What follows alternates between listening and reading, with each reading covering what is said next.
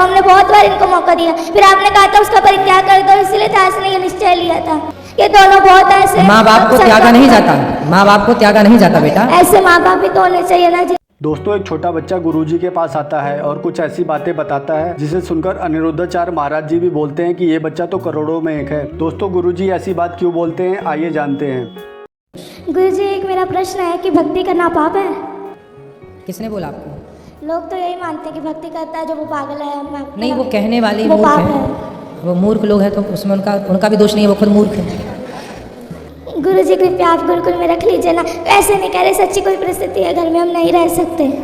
आपके पिताजी शराब पीते हैं, मांस खाते हैं। सुबह आपने कहा था लेकिन छोड़ देना, घर होटल में जाके इन्होंने कहा कि नहीं छोड़ेंगे, उनकी क्या औकात, तू हमें ऑर्डर देने वाला कौन है? क्यों?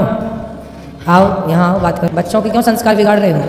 तो क्यों शराब नहीं छोड़ रहे हो आप? छोड़ देंगे। और आपका बेटा बता रहा था कि आप उसे पूजा पाठ भी नहीं करने देते हो। पूरी सारा दिन पूजा पाठ करता रहता है, सुबह ये सारा दिन करता रहता है, सारा दिन। पढ़ाई छोड़ के स्कूल नहीं जाता ये, पढ़ाई तो जाता नहीं है, 6 महीने हो गए जाता नहीं है स्कूल। बेटा स्कूल क्यों नहीं जाते आप?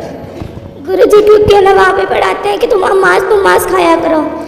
ऐसे स्कूल में क्यों पढ़ाई जहाँ मांस खाने की गुरुजी, सिखा रहे हैं? ये इसलिए नहीं क्योंकि संतों को गालियाँ देते हैं कि संत पाखंडी, नीच, टकला टुकला, नहीं ऐसे। भगवान को भी गालियाँ देते हैं ये दोनों। कौन है ये दोनों?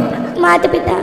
आपके माता पिता संतों को गालियाँ देते हैं? हाँ, भगवान को भी देते हैं। भगवान को भी क्यों गाली देते हो?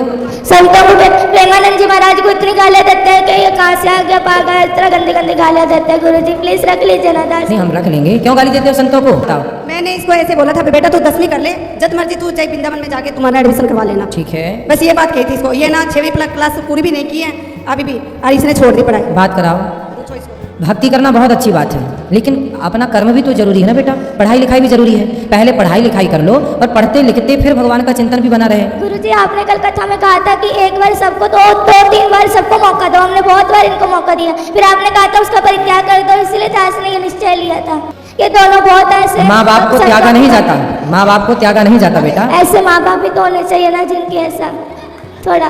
तो ये माँ बाप अच्छे नहीं है? ये ना संतों दास को जो मर्जी कह दो, पर संतों को कुछ ना कहो। वाह, इतना श्रेष्ठ विचार है बच्चे का। हेलो, हाँ जी गुरुजी, मैं ऐसे इसको बोल रही हूँ, बेटा तू पढ़ाई भी कर, भक्ति भी पर नहीं आना था बिल्कुल भी। चलो अच्छा, यहाँ चलो, यहाँ गुरुकुल में चलो, हम आपको रख लेंगे। तो यहाँ भी तो गुरुकुल में बच्चे पढ़ते हैं ना बेटा, आप पढ़ोगे फिर? हाँ, सच्ची पढ़ेंगे। तो फिर वहाँ घर में क्यों नहीं पढ़े?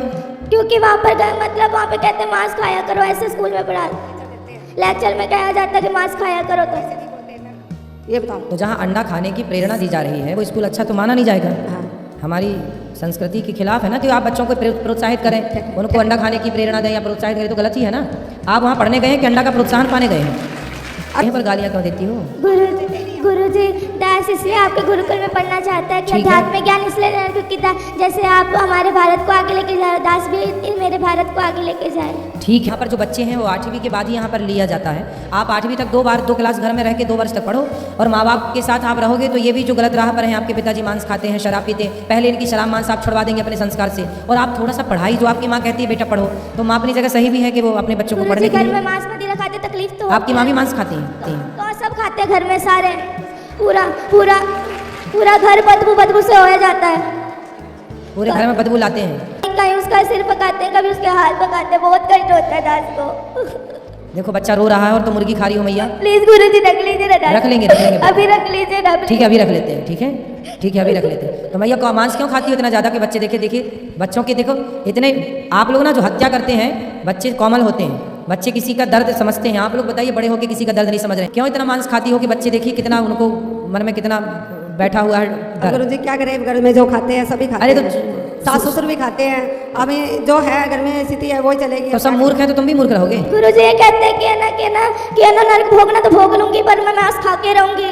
पर ये कहते हैं कि ना तू जो मर्जी कर लेंगे, जो मर्जी मुझे कहते मैं खाऊंगी, तू क्या कर लेगा, तेरा जिस मर्जी के पास ले जा, पर मैं तुझे कहीं मैं छोड़ूंगी नहीं कभी। इसलिए गुरुजी, इसलिए ये पूरा रात को दारू पी के आते हैं, बहुत पूरा कमरा बाजता है।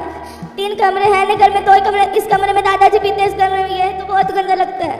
एक कमरे में दादाजी पीते हैं, एक कमरे में पिताजी पीते हैं। अब कैसे कोई भगवान का नाम जप ले, तकलीफ तो बदबू वाला पूरा हो जाता है।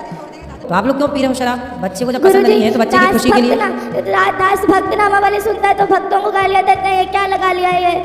बहुत गंदी गंदी गालियाँ देते, दास से बर्दाश्त नहीं होता। बच्चा अपने माँ बाप से स्ट्रगल कर लड़ रहा है कि छोड़ दो हर बुरी चीज़ को, और आप लोग अपने आपके घर में कोई संत का जन्म हुआ, वो संत भाव में है, और आप लोग समझ नहीं रहे, पता नहीं कौन से राक्षस हैं आप लोग। गुरुजी वो जो इन्होंने, मैंने सुना हमेशा कहते पिताजी छोड़ दो ये पाप है, तो कहते तू मुझे आदेश देने वाला कौन है, तो मैं तुझे आदेश दूंगा, तू थोड़ी दे सकता है मुझे हाँ, आदेश। मतलब बाप हो तो बेटा सही भी बताएगा तो आप उसे गलत सिद्ध कर दोगे।